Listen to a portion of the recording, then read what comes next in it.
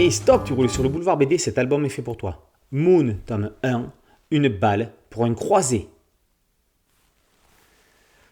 Péris, 2323.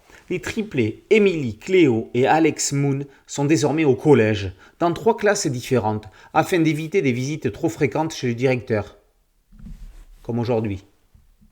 Emily contredit, avec raison, les professeurs pas assez pointilleux. Cléo est plus attentive aux garçons qu'aux leçons, et Alex a encore trafiqué les terminaux pour que le professeur reçoive une décharge de 300 volts à travers sa chaise pendant que du cyberporn était projeté sur l'écran. Très intelligents, mais souvent livrés à eux-mêmes, les enfants ne sont pas un exemple de discipline. Et pour cause, leurs parents sont souvent absents. Des robots les ont pris en charge. Rick de Reader et Lynn Moon sont des agents spatio-temporels chargés d'arrêter les criminels qui s'enrichissent en voyageant dans le passé. Mais ça, leurs rejetons l'ignorent. Ça fait 300 ans qu'une guerre nucléaire mondiale a ravagé la planète. Depuis, la population s'est rassemblée dans des mégapoles construites sur des ruines. Les absences répétées des parents éveillent les soupçons des enfants qui deviennent adolescents.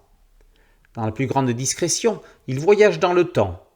Leur dernière mission les a menés en 1187 à Jérusalem devant l'armée de Saladin. Ce n'est pas lui leur souci, c'est plutôt un certain croisé qui, comme eux, vient du futur, mais pour faire un trafic d'armes à feu. Après ça, ils vont revenir dîner avec les enfants. Alex a bien l'intention d'en savoir plus et va entraîner ses sœurs là où ils travaillent, au CTC, le mystérieux ministère du contrôle technique et de la certification.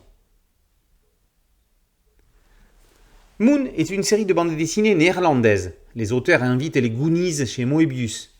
Au scénario, Johan van de Velde pose les bases d'une uchronie tout public. Les personnages sont rapidement présentés et l'on ne tarde pas à entrer dans le vif du sujet.